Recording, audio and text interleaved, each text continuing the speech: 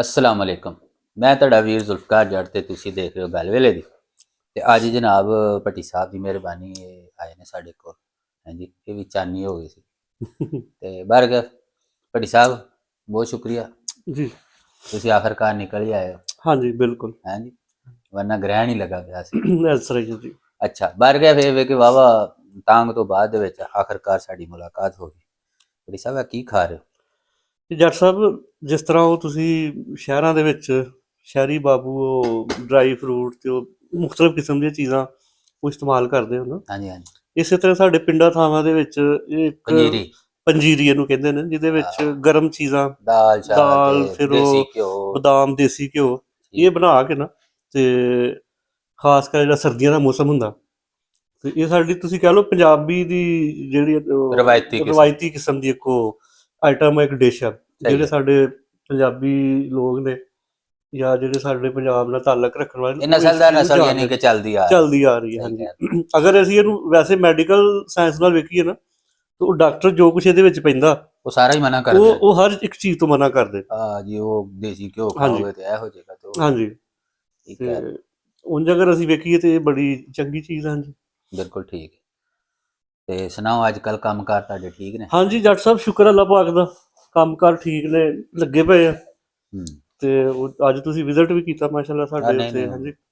ਜ਼ਬਰਦਸਤ। ਤੇ ਬਾਕੀ ਜੇ ਤੁਸੀਂ ਉਂਝ ਗੱਲ ਕਰੋ ਤੇ ਕੰਮ ਕਰ ਰਹਿਣ ਕੋਈ ਨਹੀਂ ਦਿੱਤਾ ਹੈਗਾ ਇਹਨਾਂ ਨੇ। ਹੂੰ, ਜਿਸ ਤਰੀਕੇ ਦੇ ਨਾਲ ਸਾਡੇ ਉਹ ਸ਼ੁਰੂ ਕੀਤੇ ਹੋਏ ਨੇ ਮਾਮਲਾਤ, ਹਾਲਾਤ, ਵਾਕਿਆਤ ਬੜੀ ਸਾਹਿਬ ਕਿ ਇੱਕ ਗੱਲ ਦੱਸੋ, ਇਹ ਦੇਖੋ ਨਾ, ਪਿਛਲੇ 2 ਸਾਲਾਂ ਦੇ ਵਿੱਚ ਯਾਨੀ ਇਹ ਕਿਹੜਾ 2024 2024 ਹਾਂਜੀ 2024 ਦੇ ਵਿੱਚ ਕਮੋ ਬੇਸ਼ ਕੋ 16 ਲੱਖ ਬੰਦਾ ਚਲਾ ਗਿਆ। ਬਾਹਰ ਚਲਾ ਗਿਆ ਇੱਥੋਂ। ਠੀਕ। ਇਸ ਤੋਂ ਪਿਛਲੇ ਸਾਲ ਕੋ 10 ਤੋਂ 12 ਲੱਖ ਬੰਦਾ ਗਿਆ। ਜੀ ਉਸ ਤੋਂ ਪਿਛਲੇ ਸਾਲ ਕੋ 8-9 ਲੱਖ ਬੰਦਾ ਚਲਾ ਗਿਆ। ਜੀ।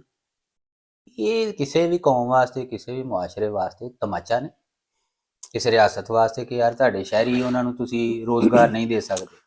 ਔਰ ਕਦੇ ਕਦੇ ਤੇ ਇੰਜ ਲੱਗਦਾ ਹੈ ਕਿ ਜਿਵੇਂ ਨਾ ਅਸੀਂ ਮਜ਼ਾਕ ਕਰ ਰਹੇ ਹਾਂ ਇਸ ਰਿਆਸਤ ਦੇ ਨਾਲ। ਠੀਕ ਹੈ ਕਿ ਹੁਣ ਇਹ ਵੇਖੋ ਰਹਿੰਦੀ ਸਹਿੰਦੀ ਕਸਰ। ਮੈਂ ਤਾਂ ਕਦੇ ਕਦੇ ਸੋਚਦਾ ਕਿ ਇਹ ਲੋਕ ਜਿਹੜੇ ਬੈਠੇ ਨੇ ਨਾ, ਕਿ ਅੱਲਾ ਦਾ ਵਾਸਤਾ ਕੁਛ ਨਾ ਕਰਨ ਤੇ ਪੈਸੇ ਲਈ ਜਾਣ, ਔਰ ਇਹ ਕੁਛ ਨਾ ਵੀ ਕਰਨਗੇ ਨਾ ਤੇ ਉਹਦੇ ਨਾਲ ਵੀ ਮੁਲਕ ਦਾ ਭਲਾ ਹੋਏਗਾ। ਤੇ ਜਦੋਂ ਵੀ ਕੁਛ ਕਰਨ ਲੱਗਦੇ ਨੇ ਨਾ, ਉਲਟਾ ਇਹਦਾ ਨੁਕਸਾਨ ਹੋਏਗਾ। ਡਾਕਟਰ ਸਾਹਿਬ ਦੇਖੋ, ਤੁਸੀਂ ਜਿਹੜੀ ਗੱਲ ਕਰ ਰਹੇ ਹੋ ਕਿ ਜਿਹੜੇ ਲੋਕ ਸਾਡੇ ਇੰਨੇ ਸਾਰੇ ਬਾਹਰ ਚਲੇ ਗਏ ਨੇ, ਬਾਹਰ ਜਾ ਰਹੇ ਨੇ, ਔਰ ਅਜੇ ਵੀ ਇਹ ਸਿਲਸਿਲਾ ਰੁਕਿਆ ਨਹੀਂ ਹੈ, ਬਲਕਿ ਇਹ ਹੋਰ ਜ਼ਿਆਦਾ ਉਹ ਹੁੰਦਾ ਜਾ ਰਿਹਾ। ਅਗਰ ਤੇ ਕੋਈ ਹੋਏ ਬੰਦੇ ਦਾ ਪੁੱਤਰ, ਉਹਦੇ ਵਾਸਤੇ ਇਹ ਬਹੁਤ ਬੜੀ ਗੱਲ ਹੈ। ਠੀਕ ਹੈ। ਲੇਕਿਨ ਜਿਹੜੀਆਂ ਖੱਚਾਂ ਇੱਥੇ ਮੁਸੱਲਤ ਨੇ, ਉਹਨਾਂ ਵਾਸਤੇ ਕੋਈ ਮਾਨੀ ਨਹੀਂ ਰੱਖਦਾ। ਆਹੋ, ਇਹਦੇ ਚ ਵੀ ਖੁਸ਼ੀਆਂ ਲੱਭ ਠੀਕ ਹੈ ਨਾ। ਰਹੇ ਜਾਣਗੇ ਤੇ ਪੈਸੇ ਉਹ ਕਮਾ ਮੈਂ ਕਦੀ ਕਦੀ ਉਹ ਇੱਕ ਚੀਜ਼ ਉਹ ਨਾ ਲਤੀਫਾ ਜਿਹਾ ਤੇ ਮੈਂ ਅਕਸਰ ਦੋਸਤਾਂ 'ਚ ਕਹਿਣਾ ਹੁੰਦਾ ਵਾਂ ਕਿ ਉਹ ਕਿਸੇ ਠੀਕ। ਰਿਆਸਤ ਦਾ, ਕਿਸੇ ਸਲਤਨਤ ਦਾ ਉਹ ਬਾਦਸ਼ਾਹ ਜਿਹੜਾ ਨਾ, ਉਹ ਮਤਲਬ ਫੌਤ ਹੋ ਗਿਆ, ਮਰ ਗਿਆ, ਤੇ ਉਹਦੇ ਅੱਗੇ ਕੋਈ ਨਸਲ 'ਚ ਕੋਈ ਹੈ ਨਹੀਂ ਸੀ ਐਸਾ ਕਿ ਜਿਹੜਾ ਉਹਦਾ ਜਾਨਸ਼ੀਨ ਬਣਦਾ ਹੈ। ਠੀਕ ਹੈ। ਉੱਥੇ ਰੌਲਾ ਬਣ ਗਿਆ, ਉਹ ਮੈਂ ਕਹਾਂ ਜੀ ਮੈਂ ਬਣਨਾ, ਤੁਸੀਂ ਕਹੋ ਮੈਂ ਬਣਨਾ, ਉਹ ਐਸੇ ਤਰ੍ਹਾਂ ਹੀ ਉਹ ਰੌਲਾ ਚੱਲਦਾ ਰਿਹਾ। ਤੇ ਫੈਸਲਾ ਇਹ ਹੋਇਆ ਕਿ ਜੀ ਕੱਲ ਸਵੇਰੇ ਜਿਹੜਾ ਬੰਦਾ ਸਭ ਤੋਂ ਪਹਿਲੇ ਫਲਾਣੇ ਦਰਵਾਜ਼ੇ ਤੋਂ ਦਾਖਲ ਹੋਏਗਾ ਨਾ, ਉਹ ਹੀ ਸਾਡਾ ਬਾਦਸ਼ਾਹ ਹੋਏਗਾ। ਸਾਰੇ ਇਸ ਚੀਜ਼ ਤੇ ਮੁਤਫਿਕ ਹੋ ਗਏ। ਉਹ ਸਵੇਰੇ ਸਵੇਰੇ ਜਨਾਬ ਉਹ ਇੱਕ ਦਰਵੇਸ਼ ਆਦਮੀ ਸੀ, ਕੋਈ ਐਸੇ ਤਰ੍ਹਾਂ ਹੀ ਕੋਈ ਉਹਦੀ ਖੋਤੀ ਗਵਾਚੀ ਹੋਈ, ਉਹ ਲੱਭਦਾ ਲੱਭਦਾ ਕਿਤੇ ਰਾਤ ਉਹ ਵਿਚਾਰਾ ਸੁੱਤਾ ਨਹੀਂ, ਉਹ ਰਾਤ ਹੀ ਕਿਤੇ ਆਪਣਾ ਪਿੰਡੋਂ ਤੁਰਿਆ ਰਿਹਾ। ਉਹ ਜਿਸ ਟਾਈਮ ਜੋ ਹੀ ਦਰਵਾਜ਼ੇ ਤੋਂ ਦਾਖਲ ਹੋਇਆ, ਉਹਨਾਂ ਕਿਹਾ ਜੀ ਇਹ ਸਾਡਾ ਬਾਦਸ਼ਾਹ ਨੇ ਚੱਲੋ। ਉਹ ਜਿਹੜਾ ਬੰਦਾ ਆਇਆ ਜਨਾਬ, ਉਹ ਹਲਵੇ ਦਾ ਬੜਾ ਸ਼ੌਕੀਨ ਸੀ। ਹਾਂਜੀ। ਉਹ ਸਾਰੀ ਕਬੀਨਾ ਨੇ ਜਿਸ ਟਾਈਮ ਉਹਨੂੰ ਬਿਠਾਇਆ, ਉਹਨੇ ਕਿਹਾ ਜੀ ਸਾਡੇ ਵਾਸਤੇ ਕੀ ਭੁੱਖਾ ਮੈਂ ਬਾਦਸ਼ਾਹ ਸਾਹਮਣੇ। ਉਹਨੂੰ ਕਿਹਾ ਹਲਵਾ ਪਕਾਓ, ਇੱਥੇ ਵੀ ਖਾਓ, ਬਾਹਰ ਚੌਕਾਂ 'ਚ ਦੇਗਾਂ ਚੜਾ ਦਿਓ, ਸਾਰੀ ਕੌਮ ਖਾਏ। ਉਹ ਜਨਾਬ 2-4 ਦਿਨ ਦੇ ਬਾਅਦ ਉਹਨੂੰ ਤਲਾਹ ਮਿਲੀ ਕਿ ਜੀ ਨਾਲ ਵਾਲਾ ਮੁਲਕ ਉਹ ਹਮਲਾ ਕਰਨ ਦੀ ਕੋਸ਼ਿਸ਼ ਕਰਦਾ ਪਿਆ। ਸੋਚਦੇ ਪਏ, ਉਹਨੇ ਕਿਹਾ ਕੋਈ ਐਸਾ ਮਸਲਾ ਨਹੀਂ, ਤੁਸੀਂ ਹਲਵਾ ਪਕਾਓ ਤੇ ਖਾਓ, ਮੈਨੂੰ ਵੀ ਖਵਾ ਲਓ। ਹਾਂਜੀ। ਉਹ ਜਿਸ ਟਾਈਮ ਇਹ ਸਿਲਸਿਲਾ ਚੱਲਦਾ ਰਿਹਾ, ਫਿਰ ਉਹਨੂੰ ਤਲਾਹ ਮਿਲੀ ਕਿ ਜੀ ਉਹ ਹੁਣ ਤੁਰ ਪਏ ਨੇ। ਉਹਨੇ ਕਿਹਾ ਤੁਸੀਂ ਫਿਕਰ ਨਾ ਕਰੋ, ਮੈਂ ਬੈਠਾ ਨਾ, ਤੁਸੀਂ ਉਸੇ ਰੂਟੀਨ ਤੇ ਕੰਮ ਚਲਾਓ। ਉਹਨਾਂ ਕਿਹਾ ਯਾਰ ਇਹ ਵਾਕਈ ਕੋਈ ਬਹੁਤ ਨਾ ਕੋਈ ਮੰਝਿਆ ਹੋਇਆ ਤੇ ਬੜਾ ਕੋਈ ਦਾਨਸ਼ਵਰ ਕਿਸਮ ਦਾ ਸਾਡਾ ਬਾਦਸ਼ਾਹ। ਉਹ ਐਂਡ ਕੀ ਹੋਇਆ ਕਿ ਜਨਾਬ ਉਹ ਗੱਲ ਤੇ ਲੰਬੀ ਚੌੜੀ, ਉਹਨਾਂ ਨੇ ਕਿਹਾ ਜੀ, ਉਹਨਾਂ ਨੇ ਆ ਕੇ ਤੇ ਆਪਣਾ ਪੋਜੀਸ਼ਨਾਂ ਸੰਭਾਲੀ। ਉਹਨੇ ਕਿਹਾ ਤੁਸੀਂ ਫਿਕਰ ਹੀ ਨਾ ਕਰੋ, ਹਲਵਾ ਖਾਓ। ਹਲਵਾ ਖਾਓ। ਅੱਛਾ, ਉਹ ਜਿਸ ਟਾਈਮ ਵਕਤ ਆ ਗਿਆ, ਉਹਨੇ ਕਿਹਾ ਜੀ ਉਹਨਾਂ ਹਮਲਾ ਕਰ ਦਿੱਤਾ। ਉਹਨੇ ਕਿਹਾ ਭਾਈ ਇਹ ਤੁਹਾਡਾ ਮੁਲਕ, ਇਹ ਤੁਹਾਡੀ ਬਾਦਸ਼ਾਹੀ, ਮੈਂ ਚੱਲਿਆ ਜੇ ਤੁਸੀਂ ਜਾਣੋ ਤੁਹਾਡਾ ਕੰਮ ਜਾਣਾ। ਮੈਂ ਹੁਣ ਕੋਟੀ ਲੱਗਣਾ। ਇਹ ਜਿਹੜੇ ਆਏ ਹੋਏ ਨੇ ਨਾ, ਇਹ ਬੇਸਿਕਲੀ ਇਹ ਹਲਵਾ ਹੀ ਖਾਣ ਦੇ ਹੋਏ ਨੇ। ਤੇ ਔਰ ਐਸੇ ਤਰ੍ਹਾਂ ਹੀ ਹੁੰਦਾ।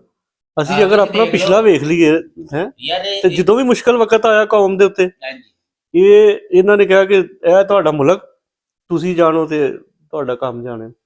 ਉਹ ਫਿਰ ਰਹਿ ਜਾਂਦੇ ਵਿਚਾਰੇ ਉਹ ਜਿਨ੍ਹਾਂ ਦੇ ਕੋਲ ਅੱਗੇ ਕੋਈ ਦੂਸਰੀ ਰਾਹ ਨਹੀਂ, ਜੇ ਮਰ ਗਏ ਬਚ ਗਏ। ਵਿਚਾਰੇ ਇਹ ਸਾਰੀ ਸੂਰਤ ਹਾਲ ਆ। ਟੰਕੀਆਂ ਲਾ ਕੇ ਜਾ ਰਹੇ। ਹਾਂਜੀ ਦੂਸਰੇ ਫਿਰ ਇਹ ਵੀ ਕਿ ਚਲੋ ਕਿਤੇ ਖਾਰਜਾ ਪਾਲਿਸੀ ਅੱਛੀ ਹੋਏ ਨਾ, ਹਾਂਜੀ ਤੇ ਬੰਦਾ ਕਹਿੰਦਾ ਕਿ ਚੱਲ ਯਾਰ ਇਧਰੋਂ ਨਹੀਂ ਤੇ ਇਧਰੋਂ ਸੋਚਦਾ, ਜਾਂ ਤੇ ਤੁਹਾਨੂੰ ਕੋਈ ਲੋਕ ਮੂੰਹ ਲਾਉਂਦੇ ਹੋਣ, ਹਾਂ ਤੁਸੀਂ ਬਿਲਕੁਲ। ਆਪਣੇ ਲੋਕਾਂ ਨੂੰ ਐਜੂਕੇਸ਼ਨ ਇਸ ਲੈਵਲ ਦੀ ਦਿੱਤੀ ਹੈ, ਹਮ। ਜਾਂ ਆਪਣੇ ਲੋਕਾਂ ਨੂੰ ਇਸ ਕਾਬਲ ਬਣਾਇਆ ਹੈ ਕਿ ਠੀਕ ਹੈ ਯਾਰ ਦੂਸਰੀ ਦੁਨੀਆ ਜਾ ਕੇ ਵੀ ਉਹ ਚੰਗੇ ਪੈਸੇ ਕਮਾ ਰਹੇ ਨੇ, ਰੁਲਦੇ ਨੇ ਵਿਚਾਰੇ ਉੱਥੇ ਜਾ ਕੇ ਵੀਜ਼ਾ ਡਿਲੀਵਰੀ ਕਰ ਰਿਹਾ, ਬਿਲਕੁਲ ਹਾਂਜੀ, ਬਿਲਕੁਲ ਐਸੇ ਟੰਕੀਆਂ ਤਰ੍ਹਾਂ ਹੀ ਲਾ ਆ। ਕੋਈ ਜਾ ਰਿਹਾ, ਔਰ ਬੜੇ ਕਸਮਾਂ ਪੁਰਸੀ ਦੇ ਹਾਲਾਤ ਦੇ ਵਿੱਚ ਹਾਂਜੀ ਗੁਜ਼ਾਰਦੇ ਨੇ ਜਿਹੜੇ ਹਾਂਜੀ ਠੀਕ ਹੈ। ਬਹੁਤ ਘੱਟ ਲੋਕ ਨੇ ਜਿਹੜੇ ਵਿਚਾਰੇ ਸੈੱਟ ਹੁੰਦੇ ਨੇ। ਬਿਲਕੁਲ ਹਾਂਜੀ। ਇਹ ਬਾਕੀ ਤੁਹਾਡੇ ਲਈ ਗੱਲ ਸਹੀ ਹੈ ਕਿ ਹਲਵਾ ਖਾਣ ਹੀ ਆਏ ਨੇ ਤੇ ਹਲਵਾ ਪਕਵਾਨ ਹੀ ਆਏ ਨੇ, ਬਸ ਉਹ ਮਹਿੰਗੀ ਹੈ, ਇਹੋ ਹੀ ਕੁਛ ਹਕੂਮਤ ਤੋਂ ਲੈਂਦੇ ਨੇ, ਸਿੱਧੇ ਜਾ ਲੈਂਦੇ ਨੇ ਜਾ ਕੇ। ਇੱਕ ਦਿਨ ਵੀ ਇੱਥੇ ਰਹਿਣਾ ਗਵਾਰਾ ਨਹੀਂ ਕਰਦੇ, ਅਗਲਾ ਦਿਨ ਵੀ ਇਹਨਾਂ ਵਾਸਤੇ ਉਹ ਜਿਹੜਾ ਨਾ ਇਹਨਾਂ ਨੂੰ ਮੌਤ ਨਜ਼ਰ ਆਉਂਦਾ।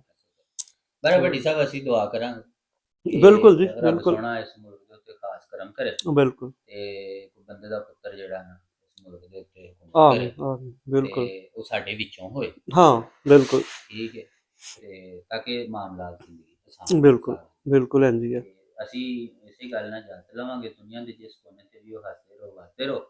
ਮੈਨੂੰ ਤੇ ਮੇਰੇ ਪੱਟੀ ਦੀ ਇਹਨੂੰ ਇਜਾਜ਼ਤ ਦਿਓ। ਅੱਲਾ ਸੁਣ ਦੇ। ਰੱਬ ਰੱਖ।